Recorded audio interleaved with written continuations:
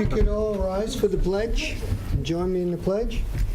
I pledge allegiance to the flag of the United States of America and to the republic for which it stands, one nation, under God, indivisible, with liberty and justice for all.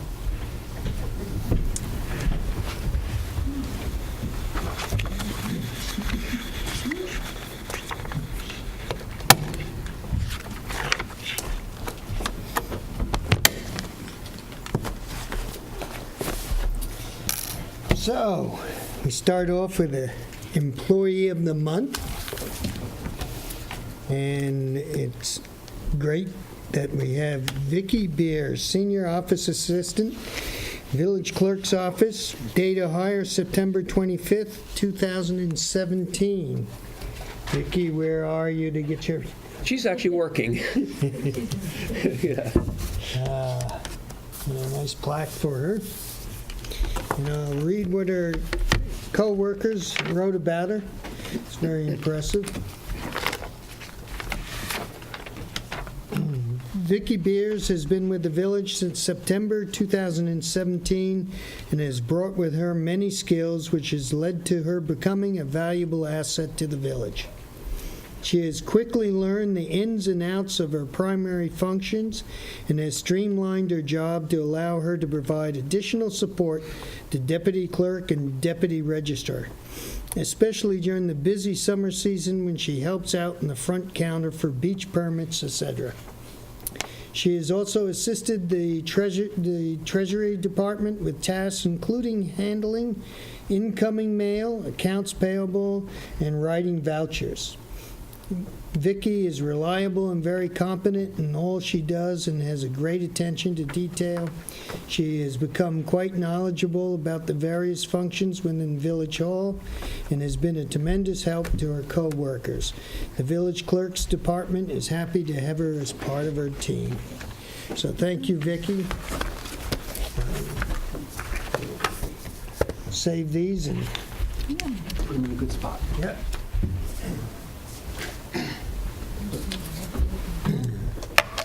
I got to say, Vicki was the first hiree that's in the village office that I experienced being hired, so, Oh, yeah. you know, She's she's a yes. great worker. She works quietly and gets the job done. And the great news is that she understands everyone's job and role in the office and can, step in. We have Eileen's been on vacation this week, and so she's, stepped in up at the front counter to do those types of things. So she's got a great breadth of knowledge. Yep. She's also handling most of the human resources paperwork, and she's coordinating the training, all the new mandatory training and so forth. So it's been, she's been a great asset. It's been a great asset and a Yes. great learning curve, Yes. too. Yes. Okay, public comment. Do we have anybody from the public that would like to make a comment?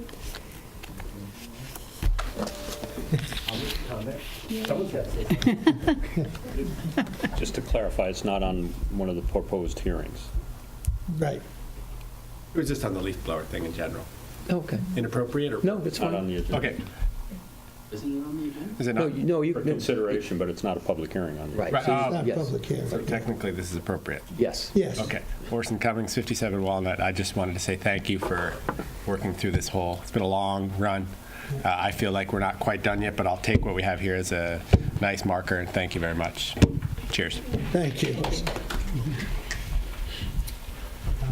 Board presentations, we have none. Public hearings, we have two public hearings. And the first public hearing is in regards to the heights of residence where a portion of the roof is flat. So I'll make a motion to open the proposed local law to clarify the height of residences where a portion of the roof is flat. Is there a second? Second. All in favor? Aye. And maybe, counsel, you could clarify a bit Well, on that? this is a continuation of the public hearing that was opened on March 26. One question for the clerk is whether or not we received something from the Suffolk County Planning Commission? We had, yes. Okay, I just don't have a copy in my file. Okay.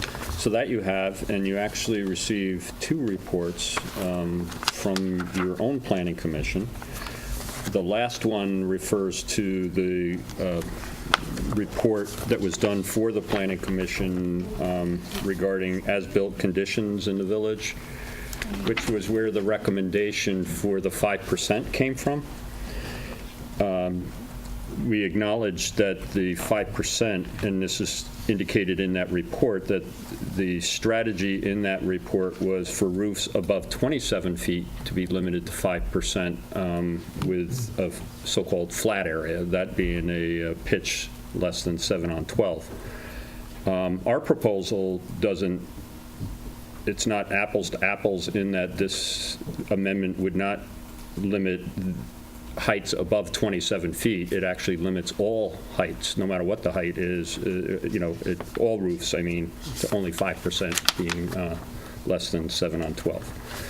So we did get some information from the building inspector. He was trying to provide us with some further input regarding the impact on energy rating. I don't know if you saw that, but I don't think he's fully complete in that analysis. So that's where we are. We're here to hear any other comments. I see you have another letter, but I see Madeline's here to present that. We did receive correspondence for the record. First is from the law offices of Tarbert and Leicester on behalf of the Southampton Association, primarily giving some specifics as to comparisons to other neighboring jurisdictions and some recommendations. So that's for your considerations. And we also received another letter from Glynis Berry, and this is in support of the proposed change in regulations, and you also have that. So I'm placing those in the record of the public hearing.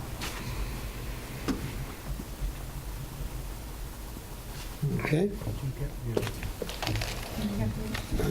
Any comments from the public? Yes.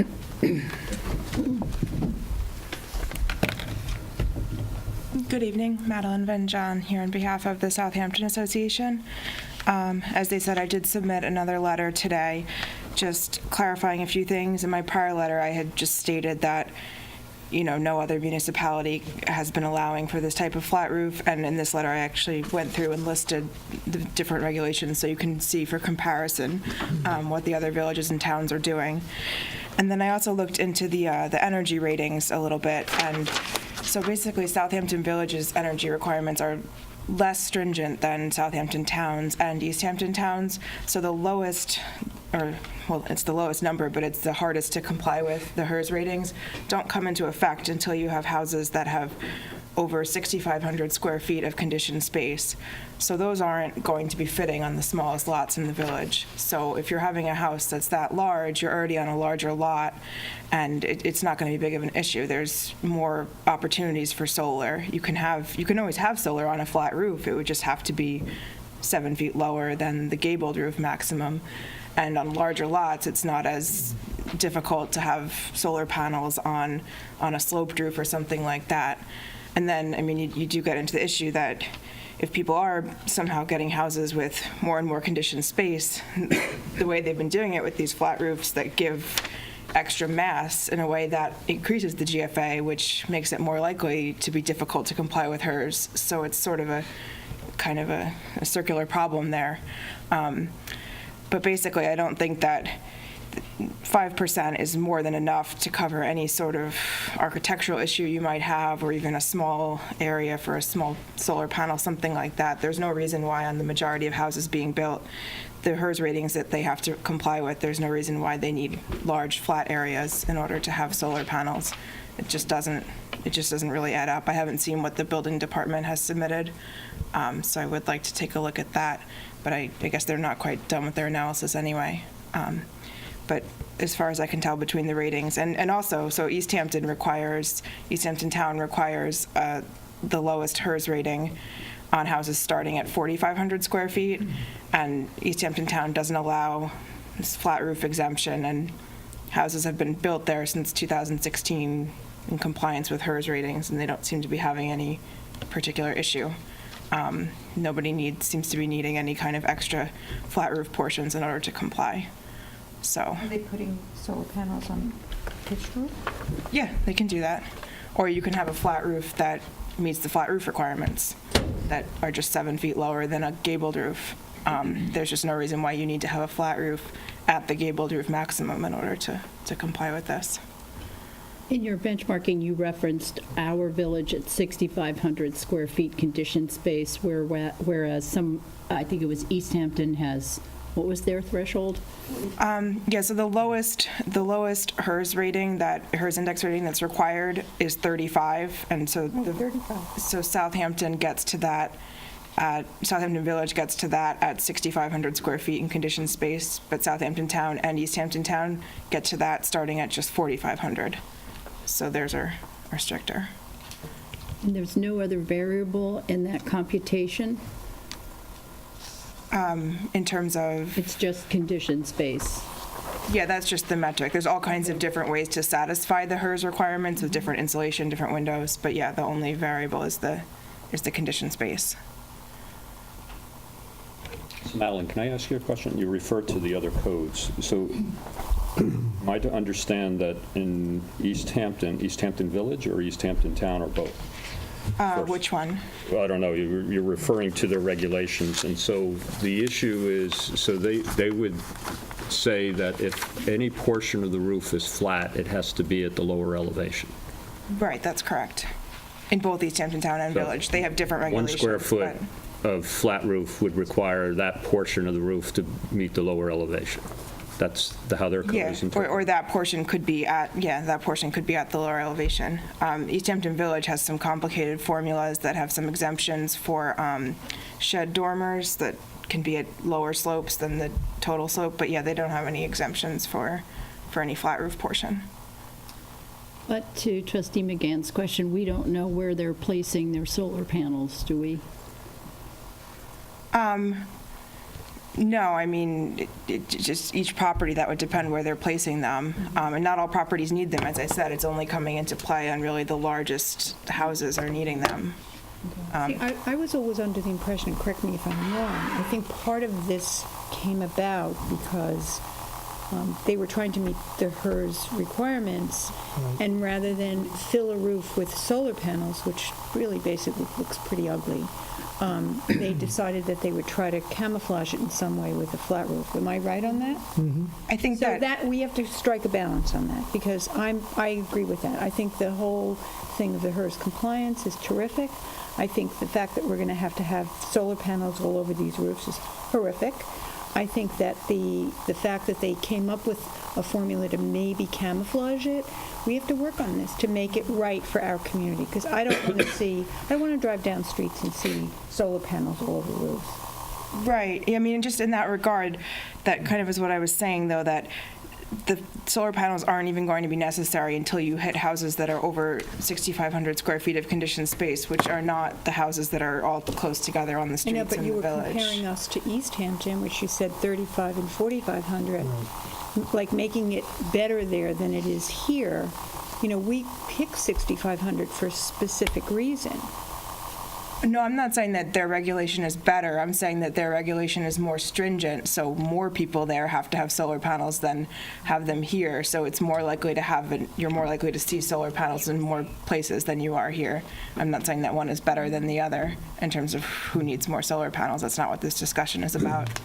But I think that some people have put forth the idea that they started this flat roof concept in order to put solar panels, but not all of the houses that have these flat roofs have solar panels. Some of them have putting greens. So it's, I don't think that some people may be using it for a good purpose, but some aren't necessarily. And there's a number of, so once a house has a HERS rating, it's public on a national index, and there's a number of recently built houses. There was some I looked up, for example, on 42 Old Town Crossing, that's pretty large house. It sort of, they made use of all their square footage, and they didn't have to have any kind of flat roof portion or anything like that in order to meet hers. So even maxing out the small lots, most people aren't needing to do that. It's more of a choice. It's not Do they put panels on the roof or in the garage or anything? from those houses. I was just sort of looking at aerials to see if there were solar panels, but I did not see any. I don't know if there's. Because one side of that road, They, south-facing roofs that you wouldn't see them on from the roadside. Right, so there's all kinds of options if people do have to have them. I certainly don't think, other municipalities, you don't look around and see all kinds of solar panels facing the street everywhere, so I don't think it's, yeah, I don't think it's something that's going to be a big concern. So other than that, our position hasn't changed from the letter that I submitted at the prior meeting, with just some minor sort of language corrections that we would recommend. But other than that, I guess I'll just wait and see, and I'd like to see what the building department, what their report is, to take a look at that. We don't have that yet, right? I received an email, but Chris hasn't fully vetted it out. But I think what Madeline raises is some interesting, of course, I would always recommend that the board look at all possible alternatives, and maybe looking at what East Hampton is doing is because as she mentioned, there's a couple ways they address this. So it might be good for you to look at that before you, like I said, we should get it right the first time and making sure. But I think you're all on board with the concept that is being presented, and what Madeline's trying to suggest here is that we need to limit it, and perhaps it goes back to, there was even a suggestion I heard was, if you're trying to encourage on one hand the HERS rating, and it does include solar panels, and you need to disguise them as being suggested, then that might be an appropriate situation, whereas some other use might not be inappropriate. Just having a roof deck, for example, without the solar panels might be the reason why you would say not. So, that's another way to look at it as well, so. I agree with that. Yeah, we agree that it definitely needs to be looked at carefully for the best possible solution. Good information, thank you. Yep, thank you. Thanks. Any other comments?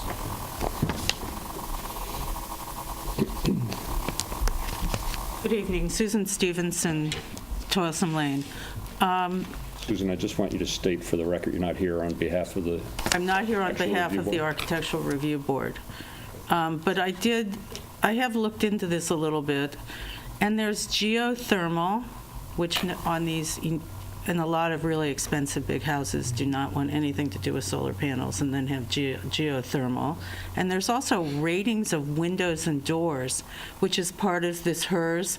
So from the perspective of designing a house, let's say, if it's all glass, it's going to have to probably, have more solar if it goes under the HERS requirements.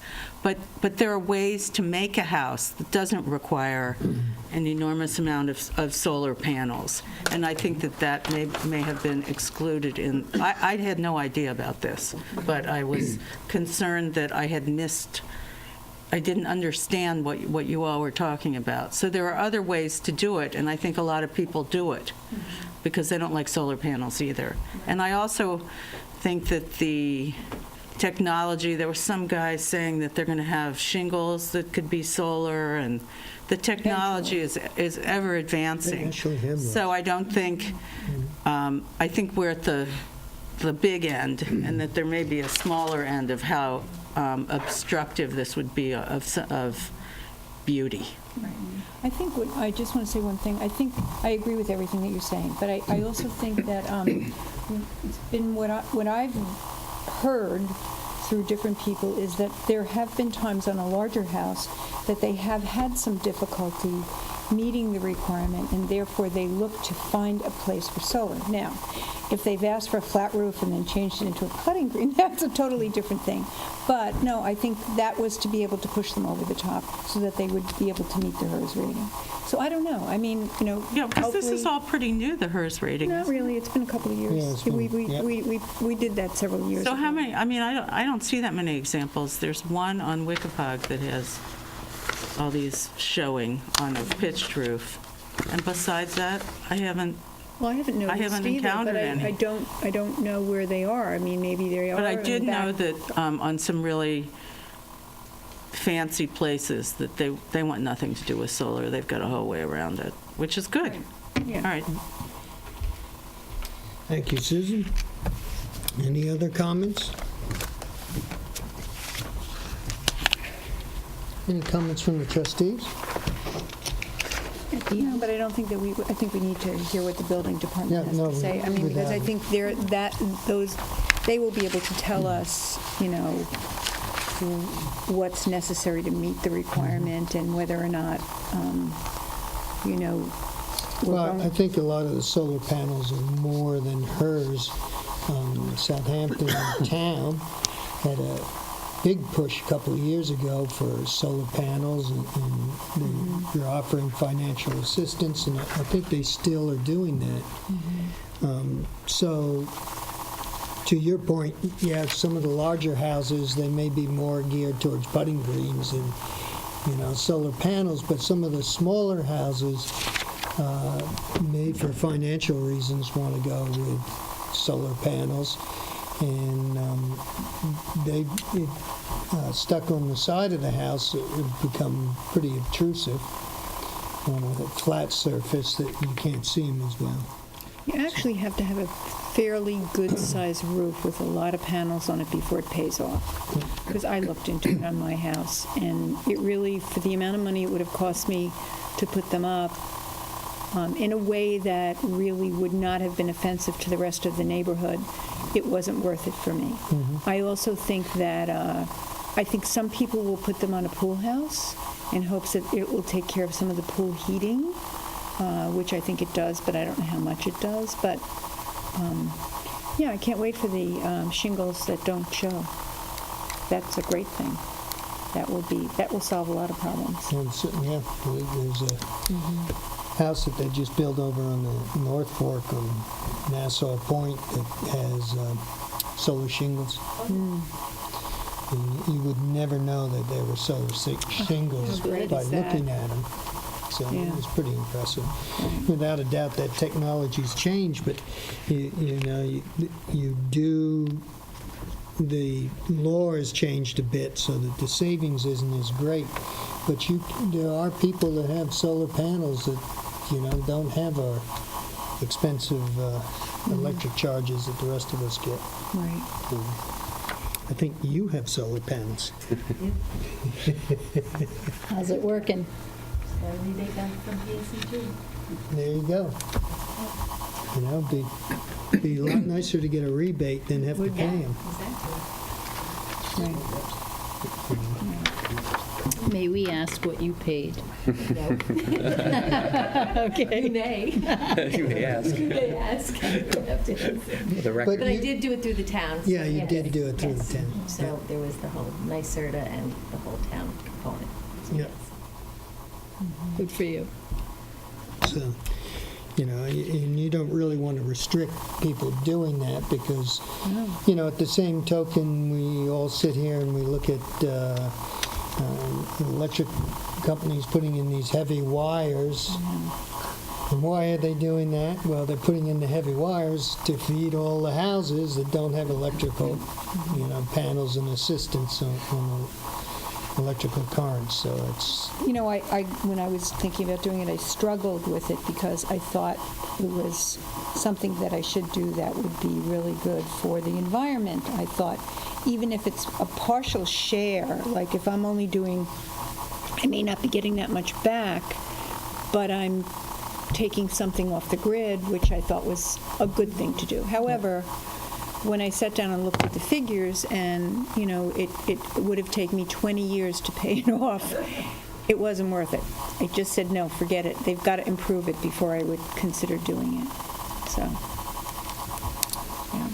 So in any event, I think we should wait for the building department's I'll also recommendations. look into what Madeline was referring to, East Hampton, see what they Yeah. have, if there's any other thoughts or suggestions, and of course, any members of the public that have anything to offer, put it in writing. We'll try to get something moving forward here.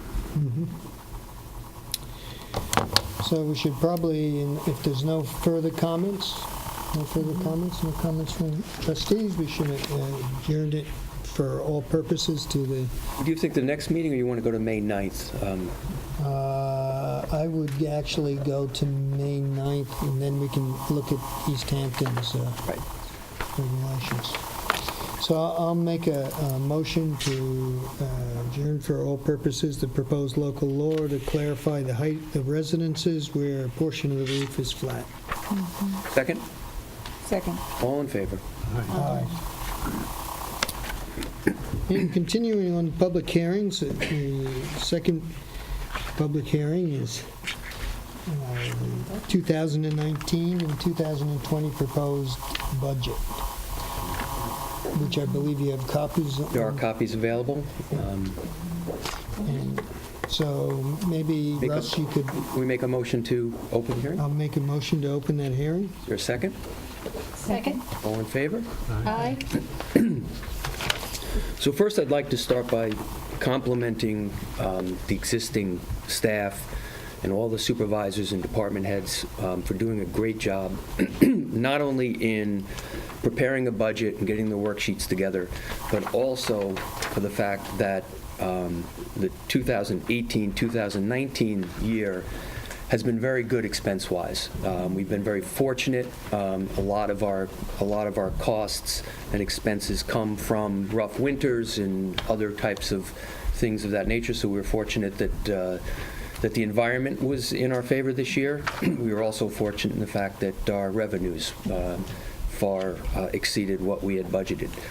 So the 2018-2019 budget appears to be coming in, as we're closing out the fiscal year, very, very well. And I compliment the board for its leadership and the supervisors and department heads for their good management and fiscal responsibility, including our ambulance corps and fire department. The 2019 and 2020 budget, we basically were using a zero-based budget, in which we asked all the department heads as best they could to keep their budgets equal to or as close to what the budget was for 2018 and 2019. The total budget that's proposed in the tentative budget is $31,076,213. That's a 2.5% increase on total spend. However, it's only a 0.97% increase on the tax rate, which is very, very good. So in essence, that's the rate that's going to be applied to people's tax bill. So, that's a very minor increase. Our tax levy is coming in, if right now, at 1% below what the tax cap limit is. So we still have room, or had room, if the board chose to. I feel very comfortable that this is a good budget, and we did not need to use all of the allowable tax levy that we could have. In compiling this budget, there's no appropriated fund balance. So on both of those topics, as far as the tax cap, this is the first time in 4 years that the village has not used the maximum of the tax cap. So we're starting to not necessarily need to go as high as we're allowed to. In comparison to most villages around us, most of them are either at or some are even proposing to go above the tax levy. We also this year are not appropriating fund balance, which has happened 2 times in the last 4 years. So I think that that's also a very good sign. The budget does allow for appropriations of $975,000 into the capital reserve. and another $675,000 is allocated for ongoing and new projects as kind of pay-as-you-go projects. Part of the help in keeping this budget as tight as it is $125,000 reduction in principal and debt service expenses. That's due to some expiring debt, as well as the restructuring that we've just recently done, and compliments again to the strong fiscal leadership of this board. We, again, got a AAA bond rating, which is part of the reason why we're going to have significant savings for years to come because of lower cost to borrow. So of the increase, which is approximately $775,000 over the prior year's budget, $500,000 of that is personnel contractual increases, and another $225,000 are other types of contractual and mandated costs that are increasing.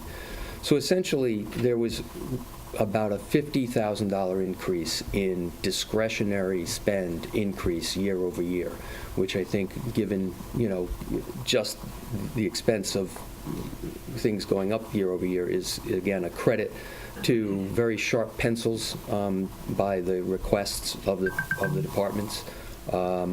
And again, showing that we're keeping this budget as very lean as we can.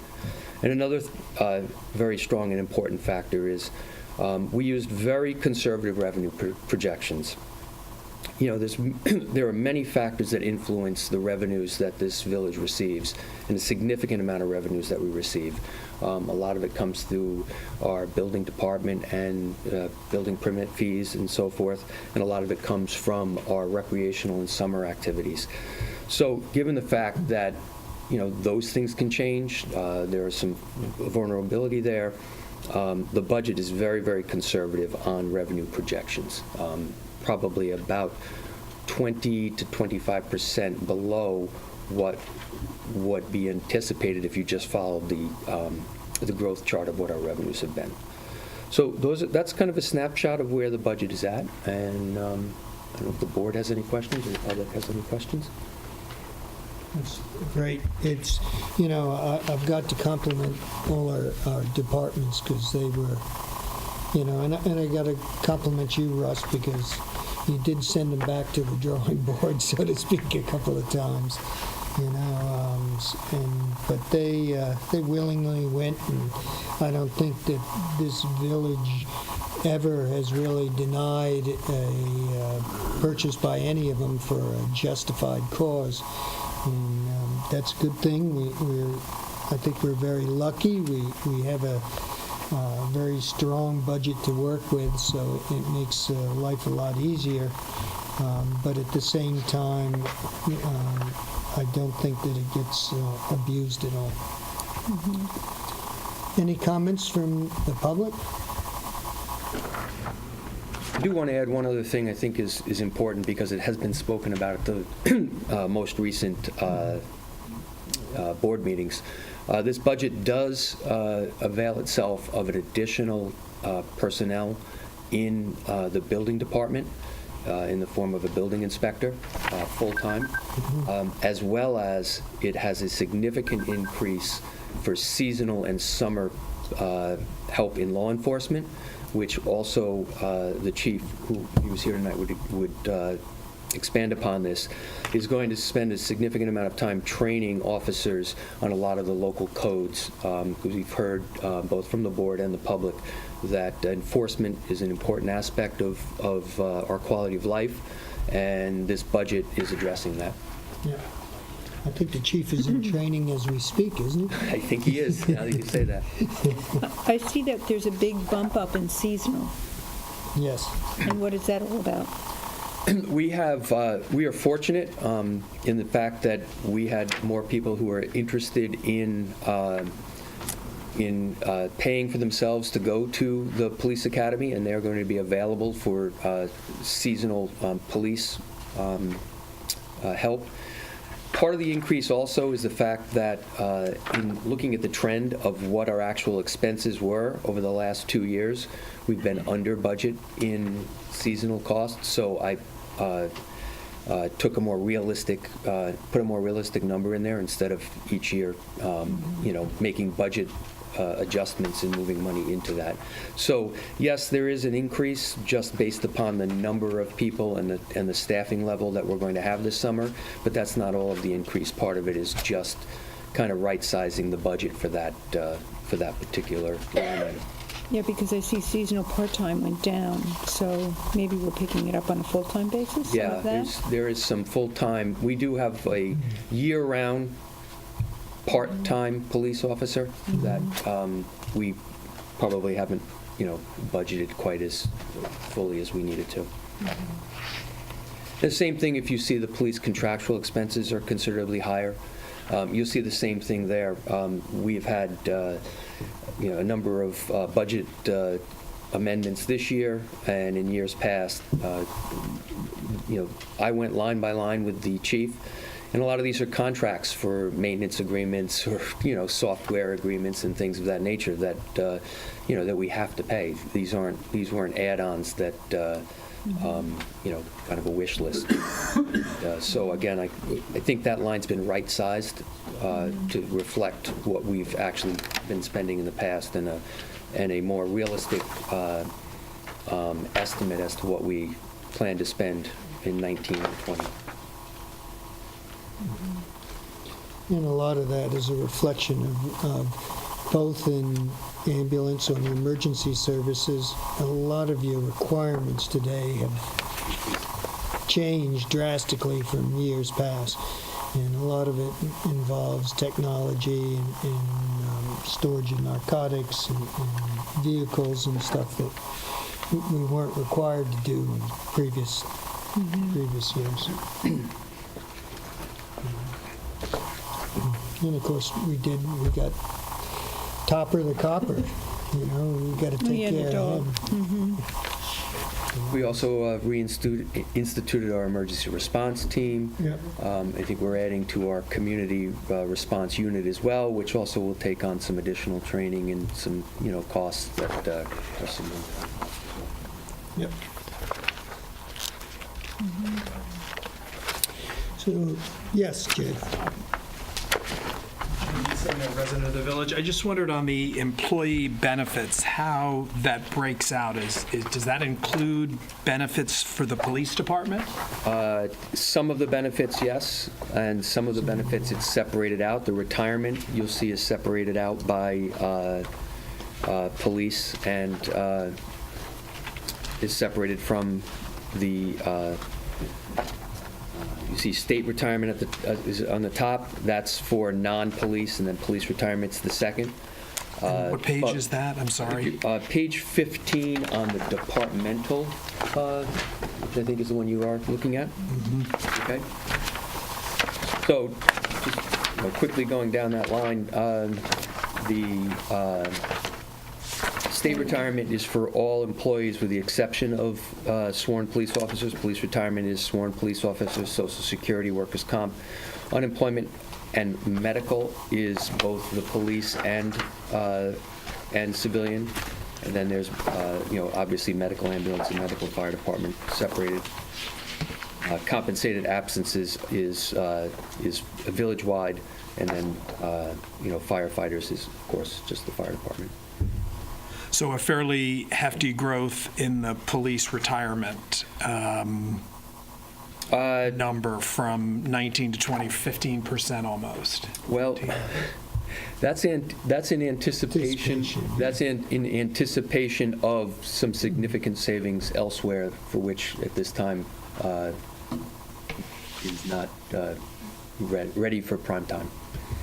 Okay. Yeah, I just get concerned because we you mentioned how we're not going to see a big tax increase because essentially we have developed more land that now has a increase to the tax rate and the tax base, but the village is pretty much built out. So we are not going to have that anymore. There's not going to be another, there may be another Old Town, who knows? But there aren't that many parcels left that are going to go from farmland or vacant to McMansions. And so how do we fix some of these contractual problems so that... It's a great question, and part of what you see there is part of what the strategy of the village is. So hypothetically, what I'll explain is that the both New York State retirement and New York State Police and Fire retirement has changed over the years. They've added new tiers. Many people who've worked for municipalities now for longer than 5 years are on what was called Tier 4 or earlier. They have a sunset as to how many years they pay into the retirement system. After 10 years, you no longer pay in, you no longer participate, and all contributions are made by the municipality. More recently, we are now on Tier 6. It is a tiered tier in sense that if you're making lower income, you contribute 3%, 4%, 5%, up to 6% for your entire career. Also, newer contracts are generally getting more contribution from employees for other types of benefits as well. So what you see happening is that it's hard to break existing benefits that people have. They're kind of either grandfathered in or they're pretty set in stone.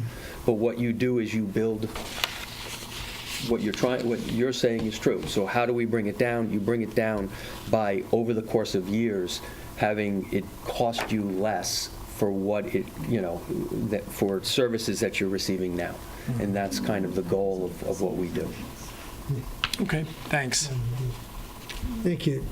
Okay, but that's a good point that you brought up. And the police contract is in negotiation still. They haven't signed off on it. You do see an increase there, which Russ had put in because of an enhanced retirement program. But the enhanced retirement program is going to initially cost more and then cost actually the village less as it goes on. So And I would just caution that we probably shouldn't get into a lot of details, but it's a great question, and it is part of a strategy that will we hope, keep us from having to, have exponential increases in protection and keep the same level of service that we have. Our goal, I actually remember my interview, our goal is to be able to maintain the level of services or enhance the level of services, but yet keep the costs reasonable to the public, and that's part of what we're starting and trying to do. Well said. Any other comments? Any questions? Trustees? Well, I think we should leave it open. Absolutely. You noticed it for 2 meetings, so you should keep it open for all purposes and invite any member of the public, whether they were here tonight or not, to come review the budget. And if they have questions or comments, to provide them to the board before the next meeting. Excellent. Or at the next meeting. Good. Do I hear a motion to adjourn until April 23rd? I'll make that motion. Is there a second? Second. All in favor? Aye. And with no communications to the board, you have suggested resolutions. I ask to make a motion resolve that the reading of the minutes for the public session 2 of March 26, 2019 be dispensed with, and that those minutes be accepted as filed by the village administrator, and that the actions taken at that meeting be and hereby are ratified and approved. Is there a second? Second. All in favor? Aye. Entertain a motion resolved that the claims for the warrants dated April 11th, 2019, totaling $392,513.85, that's warrant number 15 of the general fund, and $398,147.77, warrant number 12 of the capital reserve fund, and the village payrolls for the periods of March 15 through April 11 be audited and approved. I make the motion. For a second. Second? Discussion, items over $1,000. First, the general disbursements. All-American Awards, $1,162.92. That was for Fire Department Service Awards. Barnwell House of Tires, $1,683.72. That's for Police Department tires and tractor tires. William Bates, $1,300.20. That's a Medicare reimbursement. Boundtree Medical, LLC, $1,269.05. That's CPR training and supplies for the ambulance.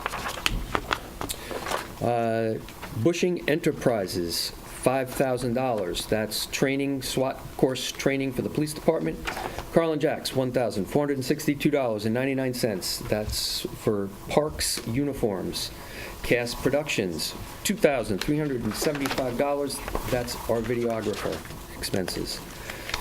Christopher Corwith, $1,000. That's medical reimbursement. Creative Visual Systems, $1,648. That's for reflective highway safety supplies and gear. CSEA Employment Fund, $29,629.80. That's the dental and vision policy. Nancy A. DePetris, $1,056.60. That's Medicare reimbursement. Richard DePetris, $1,056.60. That's also for Medicare reimbursement. East End Asphalt, $1,236.75. Highway Department Asphalt.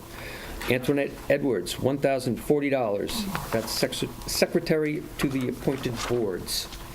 Amanda Epley, $1,000. That's medical reimbursement. Christopher Epley, $1,000. Medical reimbursements. First Presbyterian Church of Southampton, $3,000. That's our parking lot rental. Fluid Imagery, $3,484. That's monthly maintenance and subscriptions for the months December through March.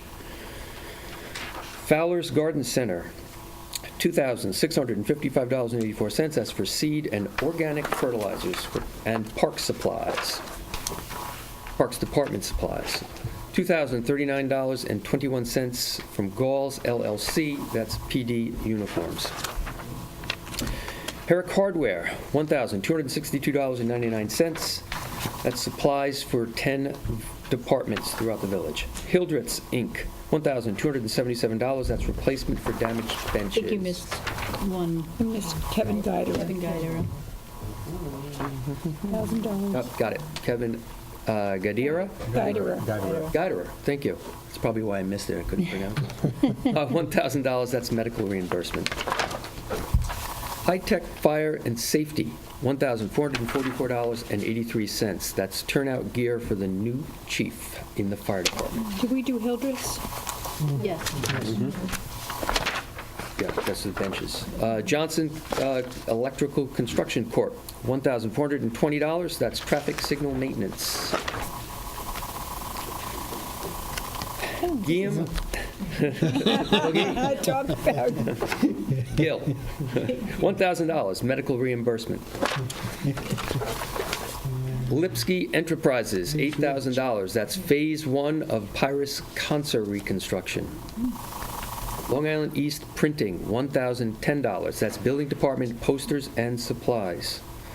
McKesson Medical Surgical Government LLC, $1,638.62. That's ambulance medical supplies.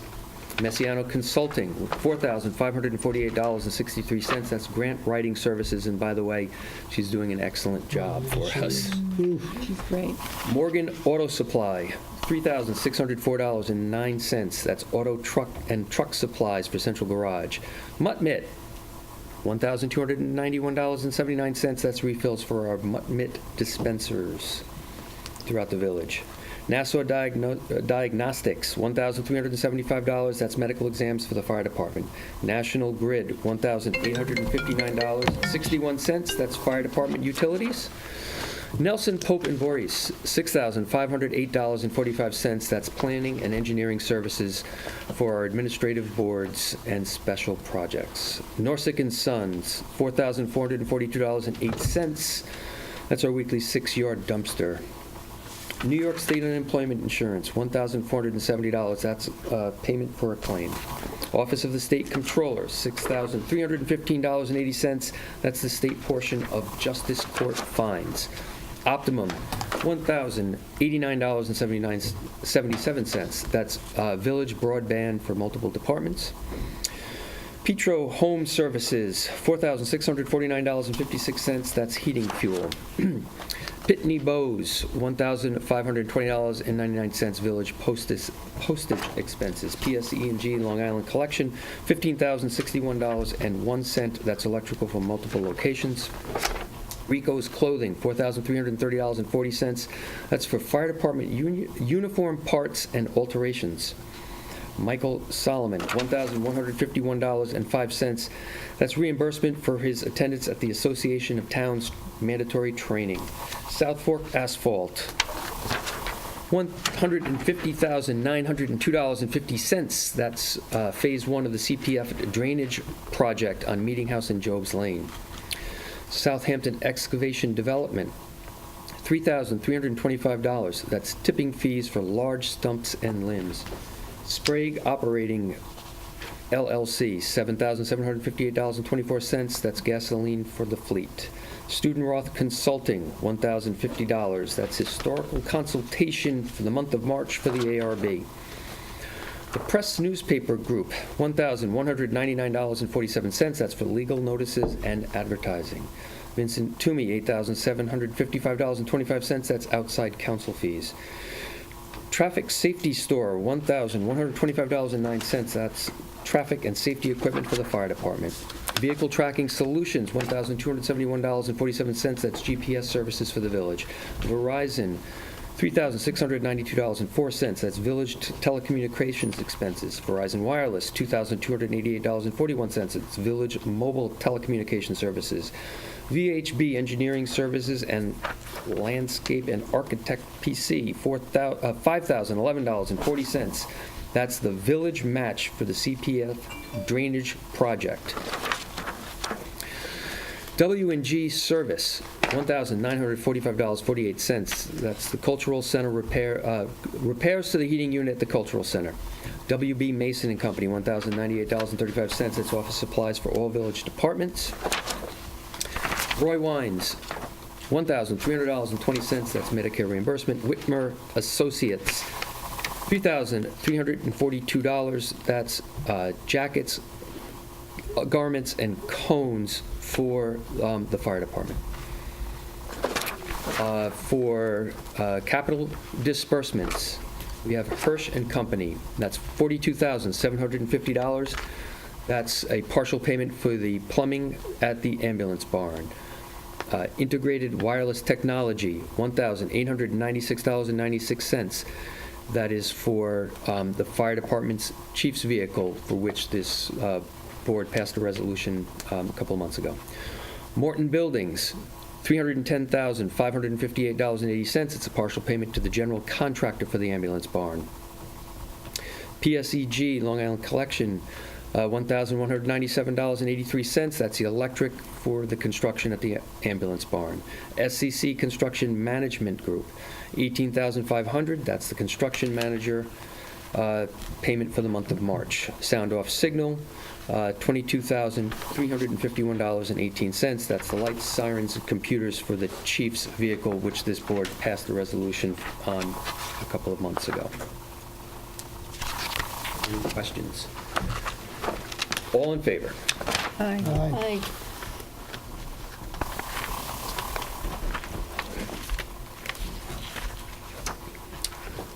Entertain a resolution resolved that the Board of Trustees hereby approves the attached schedule of budget transfers to eliminate overages and/or make budget amendments for the period March 27, 2019 through April 11, 2019.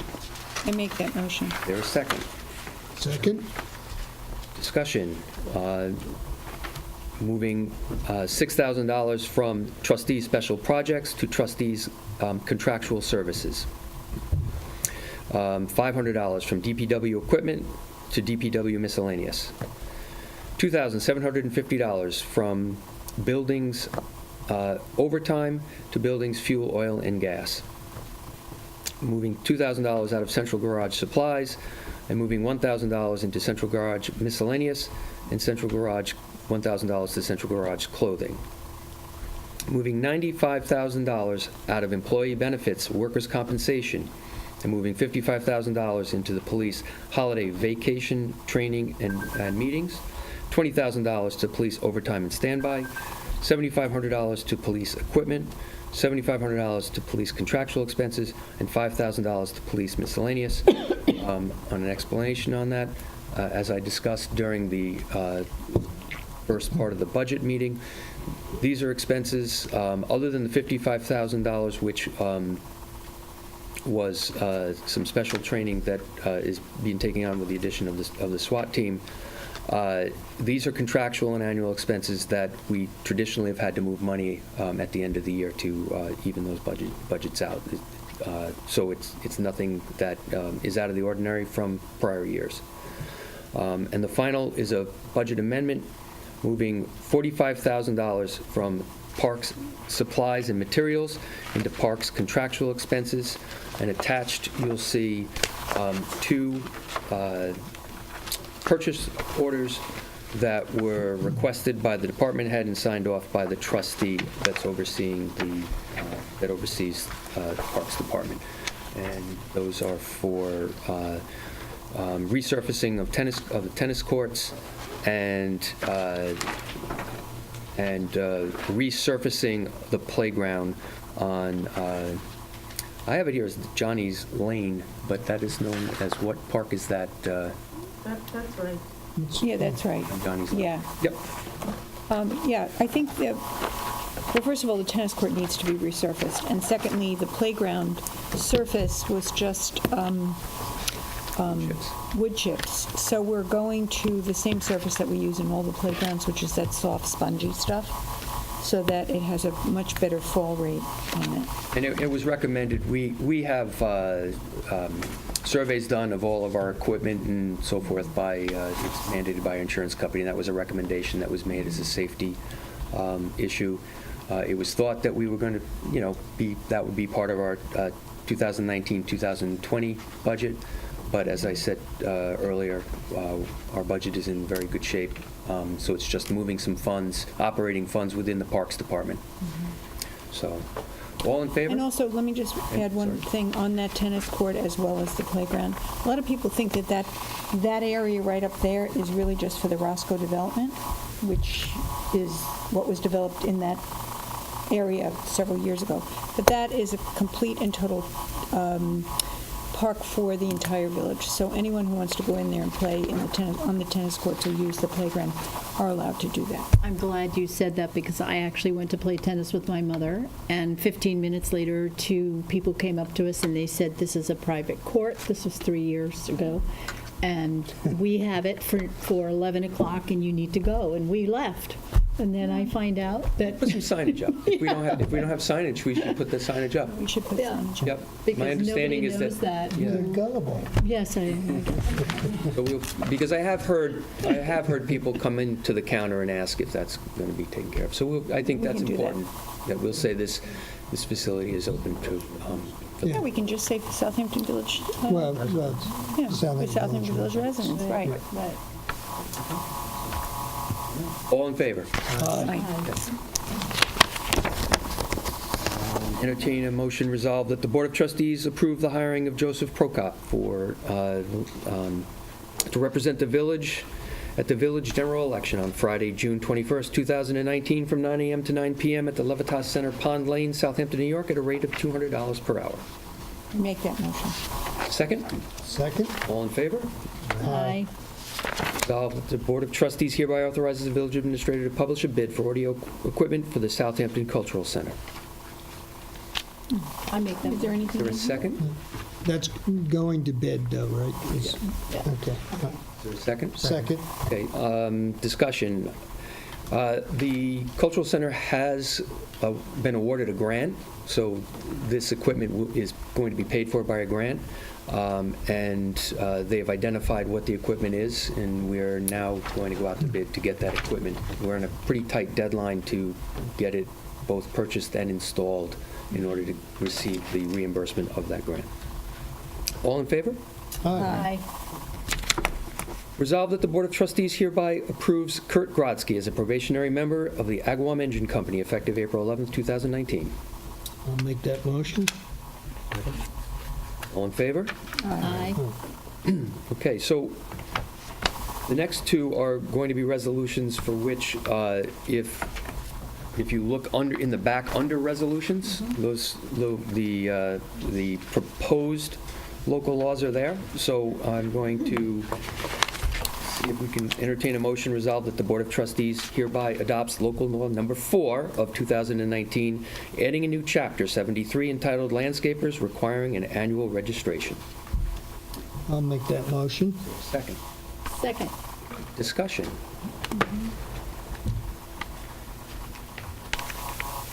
Discussion. No, but, We're thinking- Council, this is going to take effect Just- in 2000 and... Well, yeah, just to repeat, you closed the hearing at the last meeting after several hearings and several informational meetings. This is a law that is accompanying the next local law. One of the things that came up is the process and, more importantly, the logistics of actually doing the registration applications and the stickers and the like.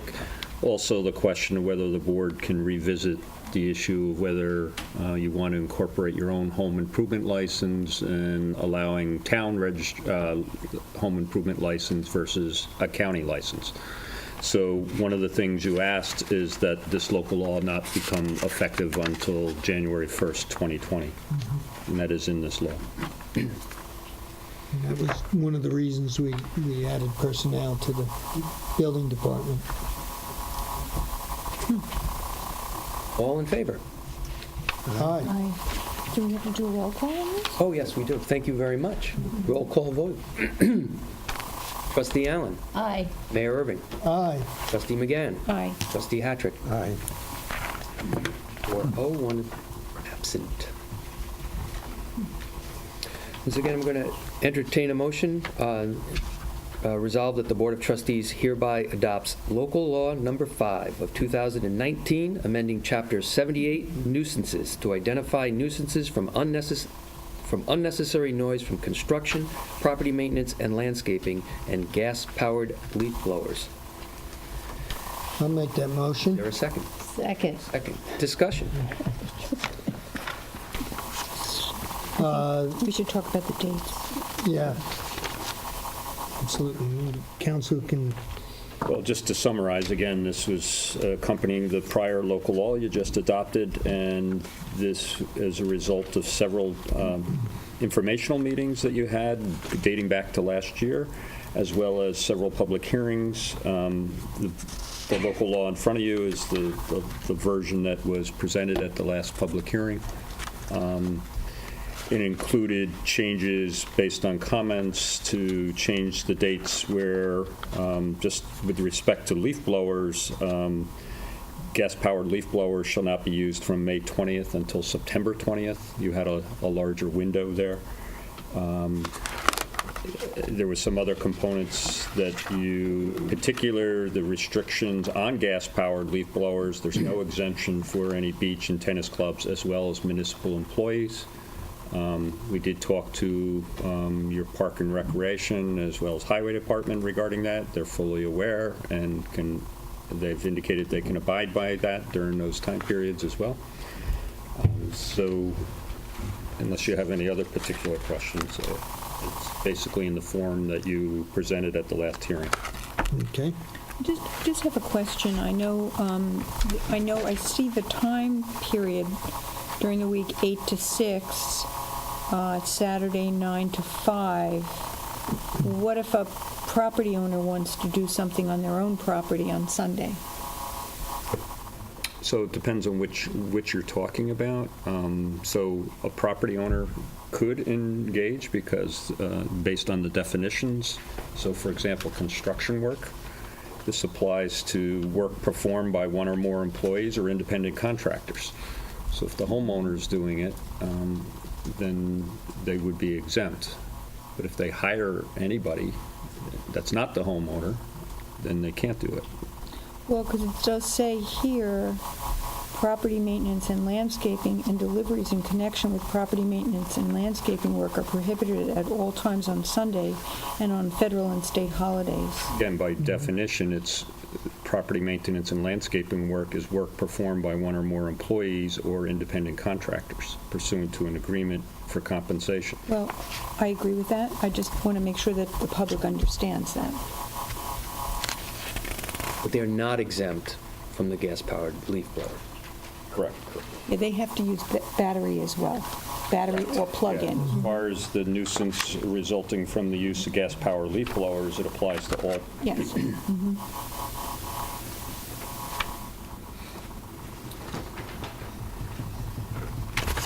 Okay. All right, well, many other villages are waiting for this. All in favor? Well, there's roll call. Roll call again. Right. Thank you. Trustee Allen. Aye. Mayor Irving. Aye. Trustee McGann. Aye. Trustee Hattrick. And I. Great.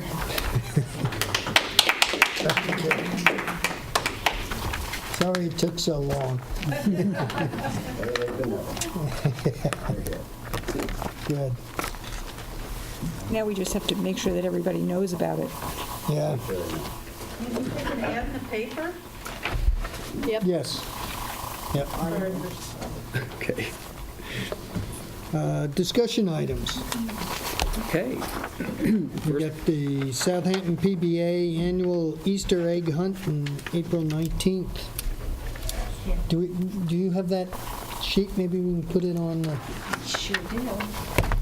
I do not have, You don't have the color? I was watching the budget for the village, so I can do it out in black and white instead of color.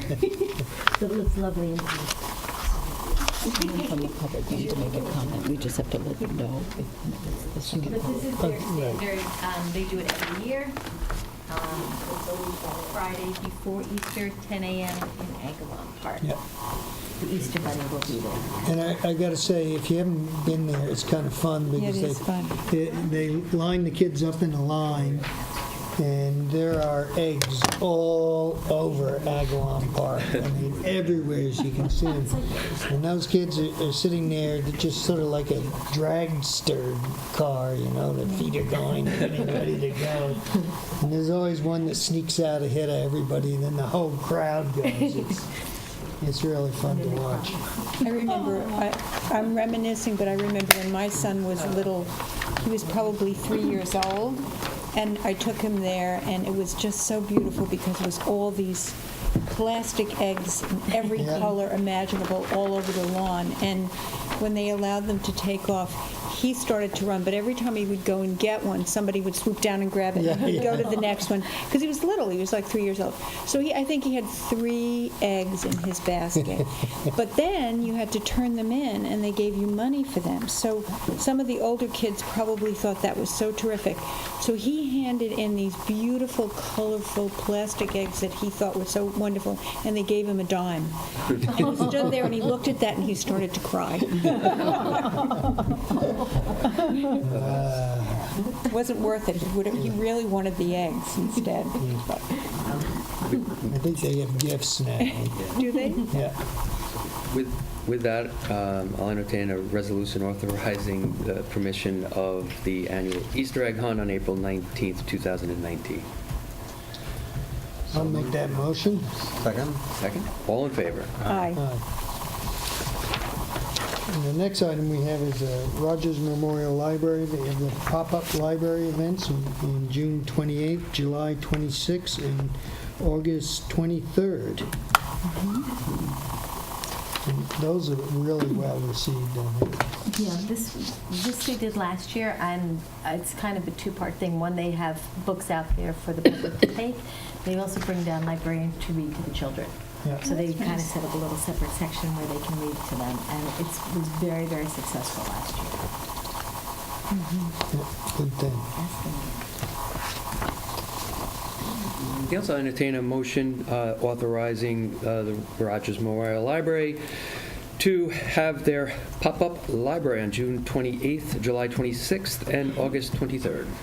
I'll make that motion. Second? Second. All in favor? Aye. Right. And the third discussion item is a notice of bid for the 2019 summer surf school. So I do know that we've had a number of people who have come in and asked questions and query as to whether or not the village is going to have it or not do it, and what parameters that we set. There may be some members of the public that in the second open session may want to speak about it, but I think we have done it over the past, I don't know how many number of years. So this is a discussion as to whether the board would like to go out again this year to seek interested parties to operate a surf school at the village beach that we choose. Well, just let's sort of clarify this a bit. This is just a notice of bid. Yes. And two, one of the reasons that we had done it previously is because it gives us the ability to control the surf schools. If you don't put them out to bid and pick a specific group that does it, you end up with them all over the beaches. And you spend the whole summer chasing them out or trying to get the ticketing for the parking and so forth. This, it's a new and upcoming thing to teach young kids how to surf, and I was sort of very partial to it because I surfed for many, many years, and still occasionally go out.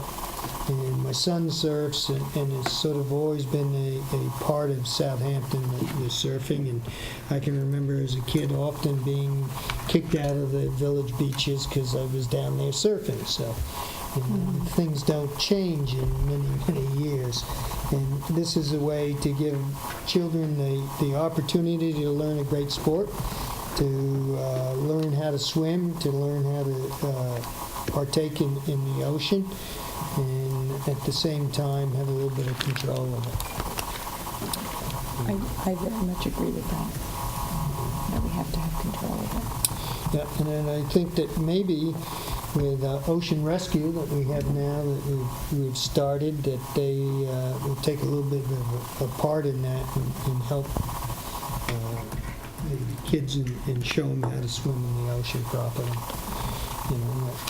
Hopefully we won't have the situations we've had in the past. Do we know how many people bid for this last year? I believe one. One, okay.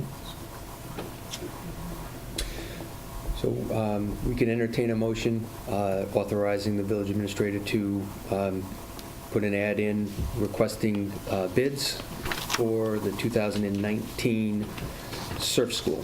Make that motion. Or a second? Second? All in favor? Now we got the best part. We got the comments from board members. Yes. So we'll be- Yes, right after the comments. Trustee Uskrimsky isn't here tonight because his daughter's got the last concert. concert. His son or daughter? Yeah, I believe it's his son. His Oh, it is his son? Yeah, I think he plays an instrument. Oh, so this might be his last, because he's going to college next Yes. year. Yeah. I just, I've said it many times, that Trustee Uskrimsky has two very impressive children, so did something right. I also want to add, if I can, before you all make comments, it's another thing that I feel really good about here at the village. People respect and understand that family's important, and I think that that's another great aspect of the village of Southampton. So, sorry to steal all of your stages. No, very well said. Trustee Allen. Well, I have a couple of things, and every time I go to speak, everybody leaves the room, so I don't know if that's a good sign. But I wanted to say that The camera. Dr. Gobler held a fascinating update on the state of our waterways at Stony Brook this past Friday. I encourage everybody to watch it on CTV. I know, Charlie, you filmed it. So, and Dr. Gobler works with the Stony Brook School of Marine and Atmospheric Sciences, which is called SOMAS. So there's good news and the bad news. And the good news is they're finding ways to clean up our bays and waters. But the bad news is that climate change is really affecting us along with nitrogen and runoff. And we've now become a microclimate, as he indicated, and we're now 10 degrees higher in our temperature in the summer since 1982 when they've been measuring it. So what does that mean to us? Well, warmer temperatures in the summer are really, really bad for our waterways, especially shallow waters like Lake Agawam. It drives more intense storms, creating heavier runoff. We've spoken to some of our farmers, and they're telling us that it's making it harder for them to actually plant and grow food, and these intense storms are creating massive amounts of runoff, and that runoff has fertilizers and street contaminants and gasoline and oil and you name it, and they just run right down our major streets into our lowest point, which is Lake Agawam, which unfortunately he mentioned got the worst score, which we all knew. So, and our nitrogen comes from our outdated septic tanks. But there is good news. They are doing a lot to really improve the bays. And we also have a lot of village local good news, which is, we installed over a dozen new catch basins on Job's Lane and Meeting House, which I know you're going to address. 19, which is... And I don't want to steal your thunder, but we also installed our first commercial IEA system down at the public restrooms down in Lake Agawam. And we also just secured 3 acres through CPF for a property that's adjacent to Lake Agawam and the park. And because development is also a culprit in our environment, because buildings and asphalt and septic all drive nitrogen contaminants and greenhouse gases. So, it's just terrific that we got these 3 acres. It's contiguous to Pyrus Concert, and I know the mayor worked a lot on this, but I wanted to give a shout out to Joe McLaughlin, to John Halsey and Melanie Cirillo, to the Willing Cellar, to our town board, to the Grievance, who helped get our Willing Cellar more willing, and it took a village to get it, and I think it's a really great accomplishment. And to the CPF. And to the CPF fund, I almost forgot that. So on that note, I also wanted to say that on our next board meeting, we're going to have a presentation by Justin Jobin. He's in the Suffolk County Department of Health Services, and John Perry with South Fork Septic Services. They're going to inform us on a lot of the latest septic tank innovations, because there's a lot of grant money available still, and we should be taking advantage of it. And Southampton Town Hall is also offering up what's out there on grants this coming Monday, the 15th at 6 p.m. So I know we just passed this leaf blower legislation, and that's really going to help our climate, because for every half hour that a leaf blower goes, it blows enough carbon in the air as you taking a Ford 150 and driving it from here to Alaska in half an hour. And that's just...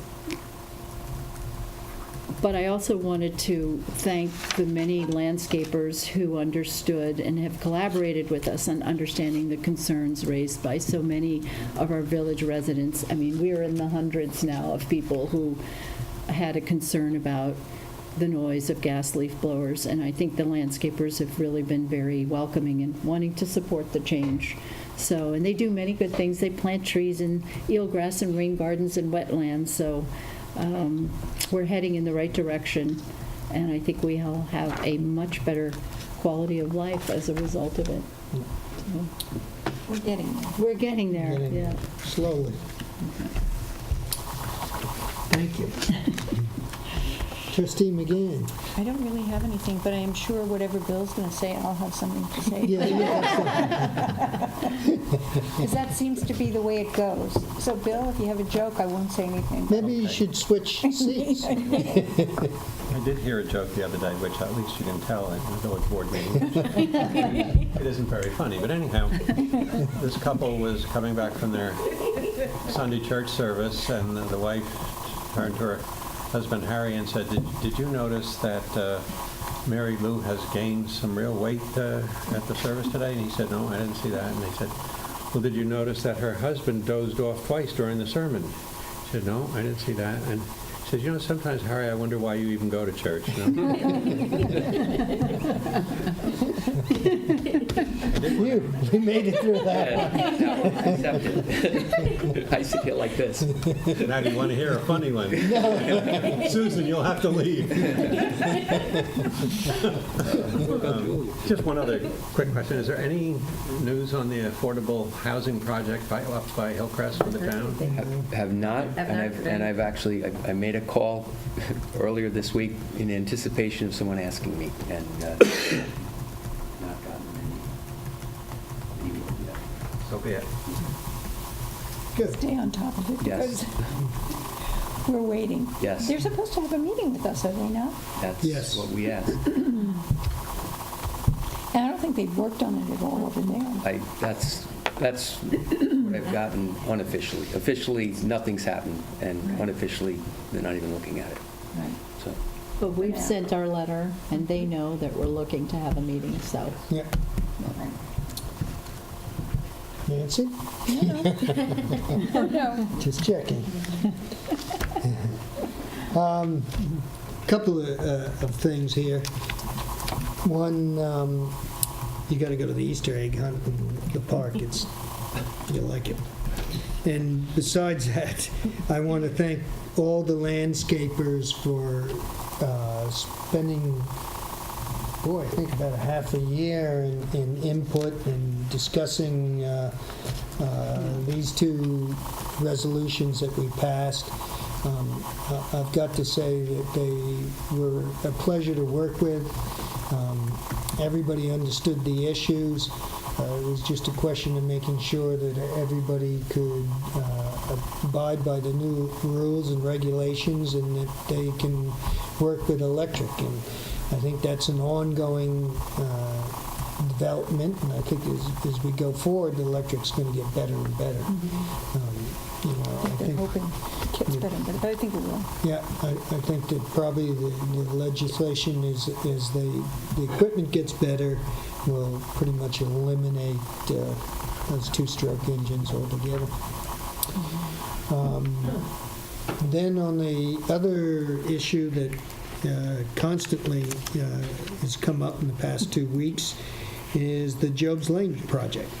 And I've got a couple of notes here in the update from Gary on the Job's Lane project, which I'll read through, and I'll keep one and put a couple down below. If you can. I have some additions up here. Is there some down there already? I've got some right here. Oh, thank you. If the public wants to grab it and take a look. One of the things that we had, that any project has its glitches, and one of the reasons that we ended up being delayed was we were waiting for some grant funding to come through and be approved, and that was delayed. So obviously the construction part of it was delayed. But the project overall, as you pointed out, and as Chris Gobler pointed out, is to retain a lot of our runoff that we get from our road services. And this, I saw a comment in 27 East. Some guy wrote, okay, Mayor Irvin, what are the other 3 phases? Because this is phase 4. And just to reiterate, we've done the 3 previous phases. We did Bowden Square. We did Culver Street, and we did Pond Lane, and now it's Job's Lane and Meeting House. So that's the phase 4, and the intent is to, what I'd like to see is no direct discharge into Agawam, period. And it's going to be a very difficult thing to accomplish, and we should all take a look at the discharge pipe at the next major rainstorm, because I got to believe 19 rings are going to capture a lot of runoff. And we've got pretty sandy soil, so it will drain in a timely manner, and hopefully there won't be any direct discharge at all. And our next point to tackle is Windmill Lane, which has a direct discharge, but as Trustee Allen pointed out, there's a piece of property we got with CPF funds, and there's talk of possibly continuing a rain garden, which is being started up at the far end of Lake Agawam through private donations, which is, a great thing, because I honestly feel that all these environmental issues, they're going to be resolved with private and public funding. And if we all can come together on that, then we have a chance of maybe mitigating some of the issues there. And there's also another project that we're looking at, and I think they're going to put in the 2020 or grant funding for, right. Yes, that application has been completed and is in. On Gin Lane, the buffer, Oh, yeah, but it yeah. will be in conjunction with a series of rings. And if we can pull that off, that will be a private and public project too, which is really key. Windmill Lane is still a problem. Windmill Lane, well, still- always because of the groundwater. Yeah, but I also, I know that when we get a heavy rain, it runs down Windmill Lane like a river. Yep, We just don't have enough culverts down there to take it all in. yep. And those that we do go right into the lake. I've been down there when we've had a driving rain that truly, this is even before we had some of the drainage, but it truly went so fast down Windmill Lane that half of the park, Agawam, looked like a lake itself. That's Yeah. how full of water it was. So, we still have an issue with Windmill Lane. Yep.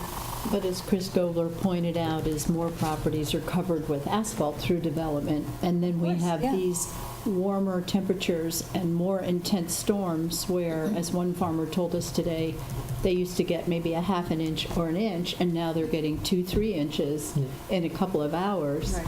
It just, Yeah, the Well, the storm storms. that I remember was quite a number of years ago, because I was down on Job's and Hour. My office was down there, and it was just horrific. It was quite bad. So, and that had happened a couple of times back then. Well, I think most of your rain events are far greater than they used to be. Oh, no, there's absolutely They correct. come stronger and more rain in a shorter period of time. We may not be getting more rain overall, but it comes more quickly. So anyway, I'll read so that there's clarification on the project. Gary wrote here, and it's the update for the Meeting House Lane, Job's Lane corridor. He writes, the CPF drainage as of April 11, 2019, South Fork Asphalt has installed all drainage structures and backfilled. Curb work in the Meeting House area has been completed, and a base course of asphalt is to be placed on the surrounding area. Final overlay of asphalt for Meeting House will be placed shortly thereafter. Job's Lane surface area is currently packed with blend. Next week, drainage covers will be brought to grade, and that section of road will be paved. If you notice the drainage we did a little differently. They're the grate drains as opposed to the sidewalk drains, which should be able to take the overflow a little faster. All new drainage is currently active. And Gary, evidently, they tested a hydrant out in Main Street. Yeah. Gary and Paul Murphy were standing down on Job's Lane because I sent them down there to, hopefully we'll be able to put some water down on the open areas over the weekend so we won't get the dust. And the two of them were standing there looking back up the street, and all of a sudden there's a wall of water that comes down from Main Street and they thought that somebody hit another pipe, which we did a couple of times. And he said it went right to 2 drains, boom, it was all gone. So Oh, great. it's a good sign. Then also in that area, some of you seen it, is National Grid is in there, and PSEG has been in there. This is all related to FEMA work, and it came after Hurricane Sandy. They wanted to harden the electric grid on the eastern end of Long Island. And so it's a bigger issue than just PSEG going in and pulling some wires. FEMA work continues to harden the electric grid throughout the village. All poles have been installed, and new insulated wires are being restrung. On Job's Lane, the work is completed with the exception of transferring Optimum and Verizon services to our new poles. At that time, double poles will then be removed. Pole removal will likely occur in the fall, although no dates are set at this time. The village is currently in discussion to replace 2 bent leaning poles on Job's Lane as well. There's 2 poles on Job's Lane that I pointed out that have transformers at the top, and both of those are leaning precariously. You can see it. Yeah, you can see it, and so they're... It's not towards Herbert and wrist, that's... No. That's where we use guidelines. Yeah. So there's going to take a look at those. Also, you'll notice that a lot of the poles have a disarray of wires and stuff. A lot of that's Optimum and Verizon, and they're supposed to come back and neaten all those wires up, and many of those wires they don't use anymore, so a lot of them are going to be pulled, and I think when it's done, it's not going to look as intrusive as it is now. Then we have National Grid coming in. It's currently working on Job's Lane. They claim that they aren't going to close Job's Lane, that they'll use slow and diverting traffic around them. They're doing test holes at the moment. They're replacing 2 failing gas mains in that area. Mains will be placed along the asphalt parking lanes, one on the north side and one on the south side. The gas mains will be jacked in, which is they're going to push them in. They aren't going to dig up the whole street, so as to avoid open trenching. Once installed, every individual business will be connected, which will involve opening in the street, curb, and sidewalk. This work will run right up until Memorial Day, while at times parts of the road will be impacted. 2-way traffic will be maintained. I will tell you, when National Grid has a more difficult time than the electric company, because once those pipes go in and the fittings go in, they have to test them. So usually it takes them a lot longer to do a connection than an electric company just running a wire. So that it will probably be some time.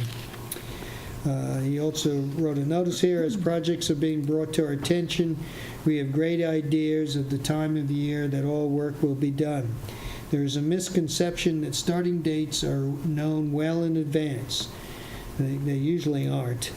And due to conflicting schedules, weather, or any variety of variables, construction dates are normally not known until a few days before a project begins. It is at this time that a start notice will be issued. We will make every effort to inform the village and all the public as soon as possible. Sincerely, Gary Grodzki. Gillespie. We're thinking of our new hire. Yeah.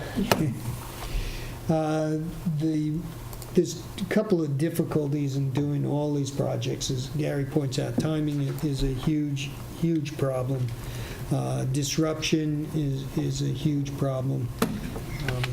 But I honestly think that all the projects from National Grid to the electric company are for our benefit. I think we probably failed a bit in notifying everybody. We notified all the stores and all the retail operations with handouts, and I think PSEG actually went into every store and spoke to the individuals. We probably should have done a larger ad in the paper or more notification to the general public, because they're the ones that seem to be most disturbed.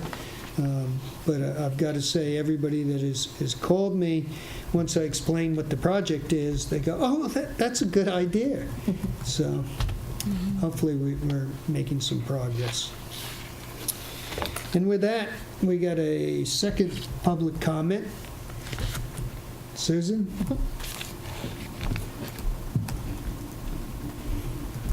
Susan Stevenson, Toilsome Lane.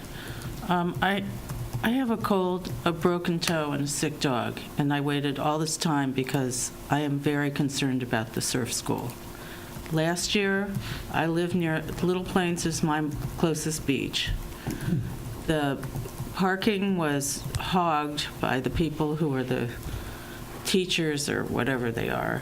People were bringing their kids and dropping them off. There was a lot of activity all the time. I don't think that the contract it was supposed to be, I believe, I had to foil the contract, and I don't exactly remember it, but I thought the operation was supposed to be between 9 and 12 during the week, and nothing on the weekends. Instead, these people are running roughshod over every rule and and there were only supposed to be 20 kids. There were many more. They had their equipment everywhere. It really, I stopped going to the beach because it was that much of a nuisance. I'm a taxpayer, I work here, I live here all year long, and when it comes for the summer, I don't want to be the person who can't use the beach. So I actually pursued this a bit and asked the ordinance officer, who seems to be the enforcement person, and he told me he did not know any of the parameters of the contract, that he said the police should have given him the contract. I don't know who should have given him the contract.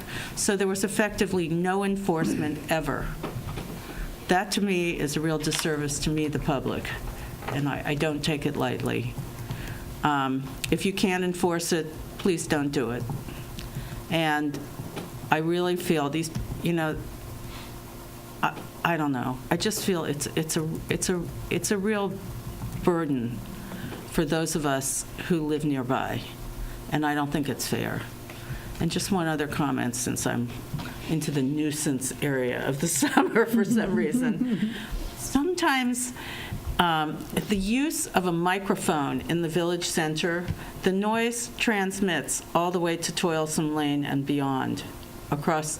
So for instance, the concerts, I can hear sort of garbled on Wednesday night, which I don't mind. But microphones there was like a gym company spent an entire morning on Saturday. They were in front of the museum, I call it the museum, of course, the old parish, the culturals, and they just had a loud mic. I think that there should be some control over if you're renting public space out or private space. There should be a concern also for those of us who live nearby. Those things travel across the lake and all the way over to where I live. I like the peace and quiet here. I don't mind the summer crowds. I don't think they're the problem. I think there's a lot going on and that it needs to be more carefully monitored. And I hope that you'll consider protecting those of us who live here. Thank you. Thank you, Susan. Yeah.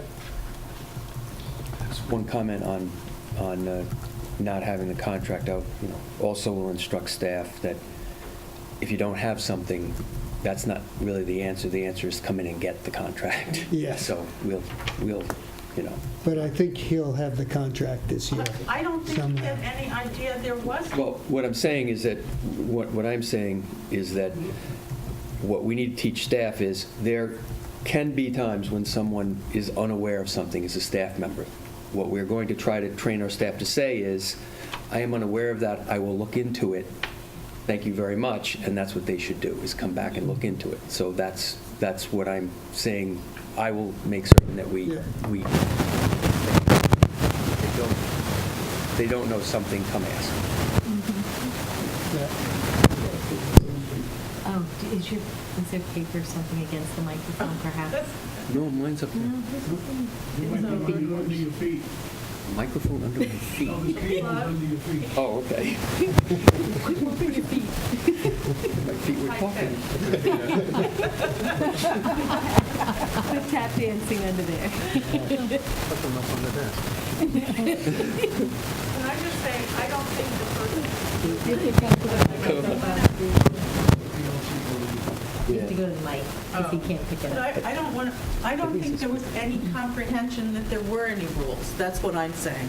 So it's not the person didn't do their job, they didn't know they had a job. And I could understand that.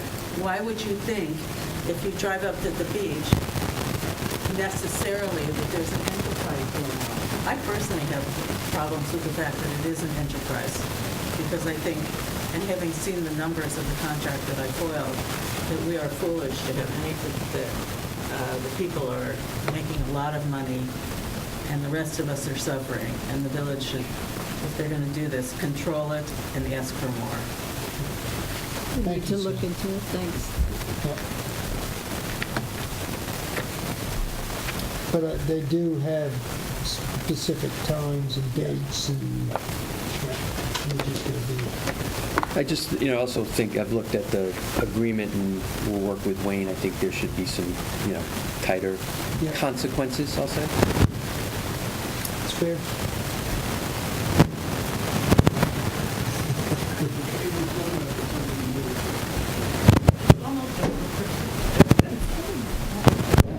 Is that Charlie right there?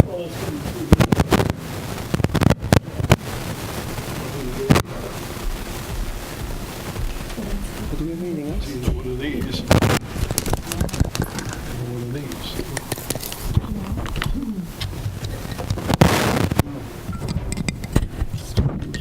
I think it's Wayne. There it is. That's it? It is Wayne. Is it under your feet anywhere? I think we're done, aren't we? All right. Trying to do Bill's dance. I'll get my finger. Okay. Yes. Any other public comments? Yes. Just going to try and clarify something. Mark Parrish, 106 Anns Lane. Going back to the park is right across the street from my house. Johnny Lane is opposite. So it's been there since I was a kid. I think 10 years ago, they put in the 3 jungle gyms and a swing. Resurfacing, yeah, it does need it. Also, if you can look into the latches on the gates, they're pretty shot. I don't know if there's a name for it. Yeah. We should name it. Sure, but it is on Ann's Lane. Okay. So just wanted to clarify that. And that it is a great space now. A lot of people from the community do come down there and bring their children, and it's a place. And also, you're right, people do get protective of it. However, there used to be a sign years ago that said, if I'm correct, on the hour only. So basically what they would do is say, you have to be here on the hour and go till the next hour. And you do need a permit that you used to buy from the village. It used to be $10, and you had to have a permit in order to play there. So I don't know if that still is the case. I remember. We'll have to look into it. Yeah, it is. I remember I bought one a few years ago. So there is a fee that you would come to the village and buy it. Yeah. So, That's a good way to control it. Actually, I because- remember that. yeah. Yeah, I believe that Mimi, that up at the front, they do the permits. Yes. I'm Okay. pretty sure. That's Oh, it. this was clearly a scam. These were 2 people who said, we have block times during the day, and there's a book here, and it belongs to this area only. I mean, Well, my son, who's 12, this was a couple of years ago, he feels that it's his, so he'll go in there, open the gate, go on his bike, and ride around it. It's always- Any other comments? Any comments from trustees? And I'll make a motion to adjourn to executive session for the purpose of discussing personnel matters and legal matters. Second? Second. All in favor? Aye.